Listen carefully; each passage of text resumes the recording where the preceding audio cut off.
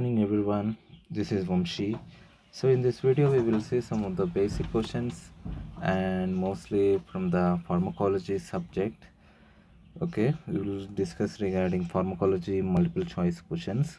So the first question is drug of choice for rheumatic fever. So what is rheumatic fever actually? The rheumatic fever it is occurred due to the Streptococcus infection. Mostly, this Streptococcus infection can affect on the throat. Okay, when the throat infection, it is when it is turned to the acute to acute to chronic. So what will happen here when the infection spread into the other organs like heart, blood vessels and joints? So when the infection transmit to the acute to transfer chronic, okay, and so it spread to the heart, bones and joints, blood vessels. So what is the drug of choice in the case of rheumatic fever? Options are cephalosporins, penicillin, streptomycin and gentamicin. So the right one is option B, penicillin. So penicillin is a drug of choice in the case of rheumatic fever. So cephalosporins are the drugs which we will use for the urinary UTI and pneumonia, other bacterial infections, okay, other skin and tissue infections. So cephalosporins are the drugs we can use in the bacterial infections. And the next one is streptomycin. So this streptomycin is a drug of aminoglycoside. Aminoglycoside. So it is used for the pneumonia, okay, and pseudomonas infections. And finally gentamicin. So this gentamicin, it is a drug of category of the drug which is also the aminoglycoside. So this is also the a type of aminoglycoside and streptomycin. So the next one is the antidote for organophosphorus poisoning. So when the patient or the person has attempted poisoning wantedly or unwantedly by the chemical of organophosphorus. So what is the antidote? So what is actually antidote? Antidote is nothing but the treatment or the therapy or drugs we will give for reduce the action of overdose of other chemical like a poisoning. Okay, so to reduce the action of that poisoning, we will give the other treatment that is called antidote.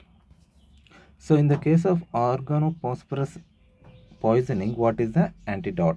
Options are option A D penicillamine, option B atropine, option C magnesium sulfate, option D physostigmine. So what is the right answer? Option B, atropine. So atropine is a drug we can use in the case of organophosphorus poisoning. So this drug is act as a acetylcholine receptor antagonist. Antagonist means it will block the junction. Okay, blocking neuromuscular blocking agent. So what will happen? It will reduce the action of organophosphorus chemicals. So the next one is imipramine is a antidepressant for. Options are tricyclic antidepressant, option B selective serotonin reuptake inhibitor, option C monoamino oxidase inhibitor, option D non-selective serotonin reuptake inhibitors. So what is a kind of imipramine drug? So it is a tricyclic antidepressant. So this category is imipramine is comes under the category of tricyclic antidepressant. The next one is irreversible side effect of antipsychotic drugs. So irreversible is nothing but we can get back to the normal. Okay, reversible or irreversible. So reversible it is a we can get back to the normal position, but irreversible is we cannot come back to the normal. Okay, so irreversible we cannot, reversible we can. So what is the irreversible side effect of antipsychotic drugs? Options are akathisia, tardive dyskinesia, tremor, sleeplessness. So the right one is option B, tardive dyskinesia. So tardive dyskinesia is nothing but it is just like a tremors. Okay, movements of the muscles. Okay, so it is just like a tremors. So option B is the right one. That is irreversible side effect of antipsychotic drugs. The next thing is what is the meaning of pharmacokinetics? So what is the meaning of pharmacokinetics? Options are option A absorption, option B distribution, option C metabolism, option D excretion, option E all of the above. So this is an extra option. So what is the pharmacokinetics? So the right one is option E. So pharmacokinetics is nothing but when we take a drug into our body, whether it may be the oral, okay, whether it may be the oral, IV, IM, subcutaneous, okay, and intradermal. So there are different types of routes of drug administration are there. So when the drug injected into the body, what will happen? It will distribute to the site. Okay, so it will distribute the site and it will absorb into the body, and when it is absorption occurred, it will metabolism will be taking place in the cells. Okay, so all over the body cell, otherwise exact site of the damage or injury or something else. And excretion, after the metabolism what will happen? Excretion. So excretion is through the kidneys. Okay, kidneys, feces, or sweating, breast milk, okay, or even so respiration, in the respiration, okay, like that.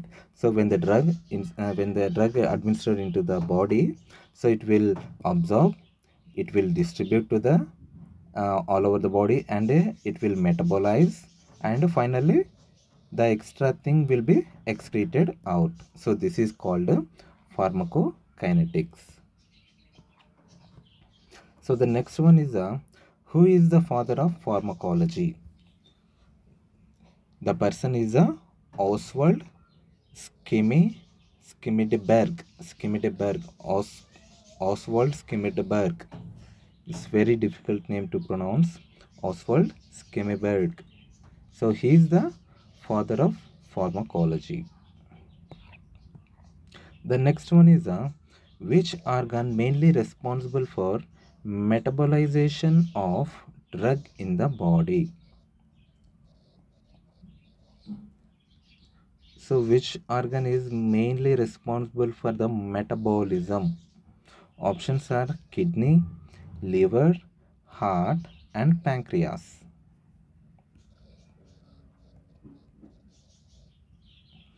So the right one is option B, liver. So the liver is the main responsible organ for the drug metabolization. Kidney is the main responsible organ for the excretion, and heart is the circulation nothing but distribution.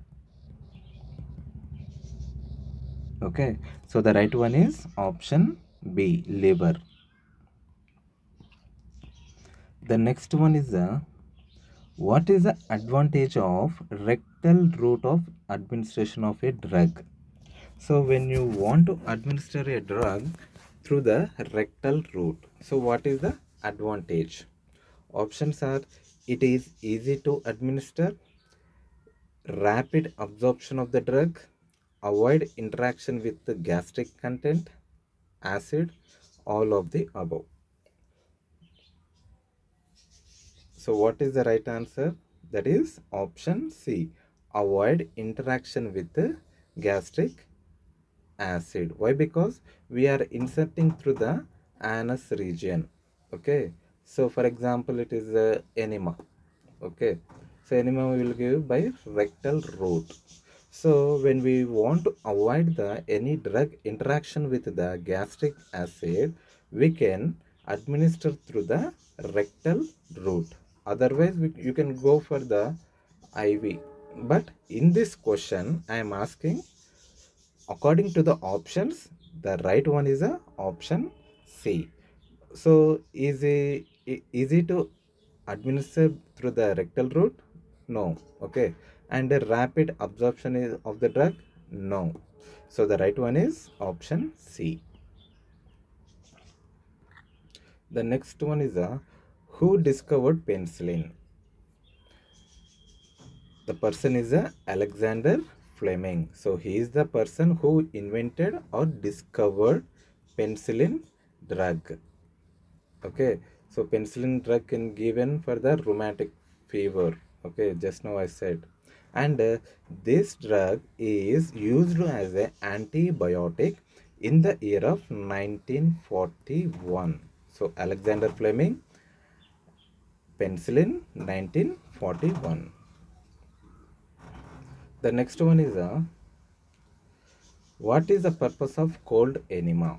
So we know the what is the purpose of enema. Okay, we will administer the fluid through the anal route. So in the types of enema, the cold enema, what is the purpose of cold enema? Options are hyperthermia, antihelminthic, removal of gas, constipation. So the right one is hyperthermia. So due to the increasing of temperature in the body, okay, so we will give the cold enema. And the next one is a road fatality is a. So what is the meaning of road fatality? Options are option A, road traffic accident, RTA. Option B, death of person at a spot. So at the time of severe accident, at the spot if the person is died. Option C, death after 30 days. I mean after the road traffic accident when the person die after the 30 days. Option D, death after 6 days of life. So the right one is option C, death after 30 days. So this thing is started after that. So this act was uh, started in the 2005. After the 2005, when the person died within the 30 days, it is called as a road fatality. But before 2005, when the person died within the 6 days, so it is called a road fatality. So the right one is option C. Remember that road fatality, it is nothing but death of a person died after the 30 days of road traffic accident.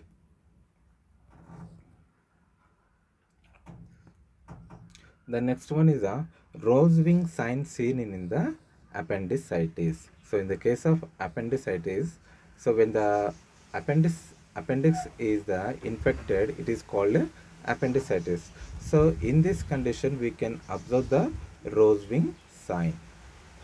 So the next question is leprosy is transmitted by. So what is the route of transmission of leprosy? Options are cow milk, seawater, blood, and sneezing and coughing. So what is the right one? That is option D, sneezing and coughing. Through the sneezing and coughing, otherwise droplets. Okay, so by the droplets, the leprosy can be transmitted.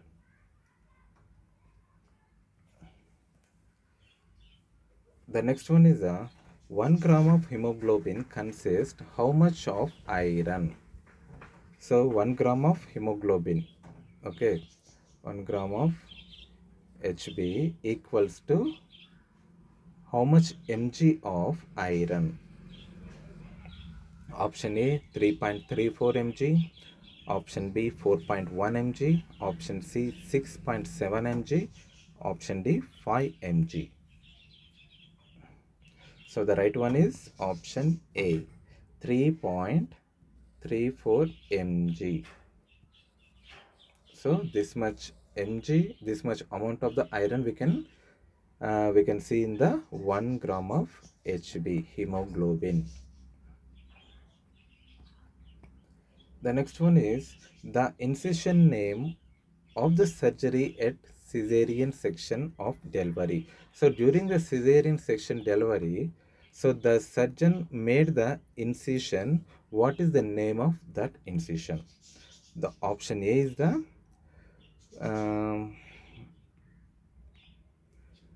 phalangeal care incision, phalangeal incision, and care incision, longitudinal parotid. Option D is the both A and B. So what is the right answer? What is the name of the incision of the cesarean section delivery? The right one is option D, both A and B. So both A and B, that is phalangeal incision, care incision. So these two incisions we can made on the cesarean section delivery. The next one is scabies is a type of disease. So what is the type of scabies disease? Option A, non-communicable. Option B, contagious. Option C, bacterial. Option D, fungal. So the right one is option B. It is very contagious disease, that is scabies. So scabies, it is a infestation of skin by the mite burrows. So mite burrows, it is a type of skin infestation. So this infection can be transmitted by the close physical contact. So it is caused by the scorpets. Scabies. Where hominis. So this is the causative organism for the scabies. That is, so scabies, it is a very contagious diseases. The next one is 1 pound equals to how many grams? So 1 pound equals to how many grams? Option A 450, option B 454, option C 457, option D 459. The right one is option B. 457 grams are equals to 1 pound. 1 pound equals to 454 grams.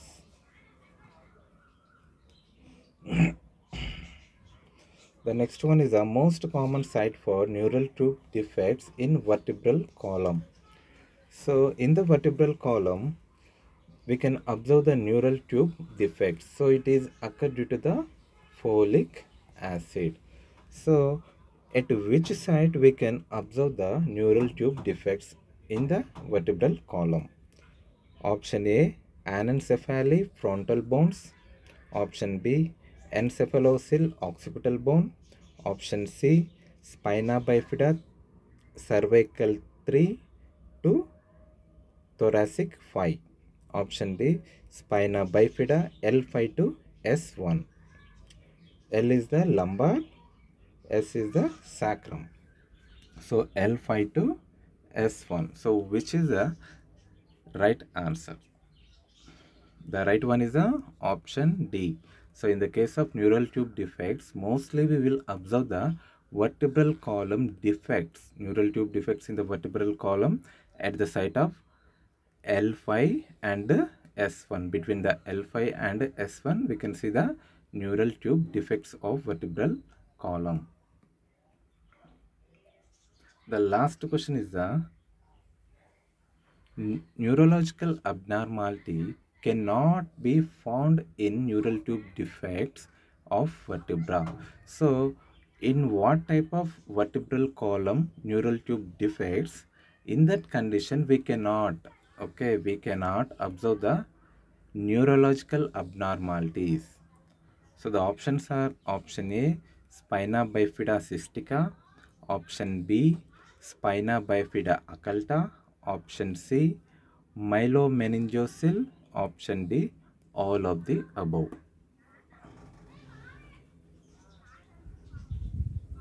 So the right one is the option B, spina bifida occulta. So in this condition, we cannot observe the neurological abnormality. So remaining spina bifida cystica, we can see the neurological abnormalities. So we will see here in the picture some of the types of neural tube defects. So first one is the cranioarchystatis. So in this condition, the brain and the spinal cord will be opened. And the next one is the anencephaly. So in this condition, open brain due to the failure of fusion of the bones, cranial bones. And encephalocele. So in this encephalocele, we can observe the it is a protrusion of the, okay, here you can see the protrusion, otherwise it is called herniation. So herniation is nothing but protrusion of the meninges and brain. Okay, so in this sac we can observe the brain and meninges. So the next one is the anencephaly. So in this anencephaly, the spine and skull defects we can be observe in the head. So here you can observe easily, okay, there is no neck part here. So all the fusion of the body and head is close together. So the next one is the spina bifida occulta. So in this condition we cannot observe the neurological abnormalities. Just now I said no. Okay, so in this condition there is a closed asymptomatic entity in which some of the vertebra cannot completely closed. So this is also neural tube defect, but what will happen? So there is a failure of completion of the vertebral column bone formation. So the next one is a closed spinal dysplasia. Otherwise it is a protrusion of the, okay, so it's protrusion of the vertebral arches with the lipoma. So lipoma is nothing but fat. So fat protrusion at the site. And the next one is the meningocele. So meningocele, it is nothing but protrusion of the filled CSF. CSF is nothing but cerebrospinal fluid. Okay, so protrusion of meninges with the filled cerebrospinal fluid. And the next one is a myelomeningocele. So this is also same like a meningocele. So in this what will happen? So there is a protrusion of the spinal cord even. The nerves and the spinal cord also will be the protruded out and it will be open. So these are the types of neural tube defects. So thank you guys for watching. I hope you all preparing very well for the MHSRB. Okay, all the very best for your preparation. Thank you.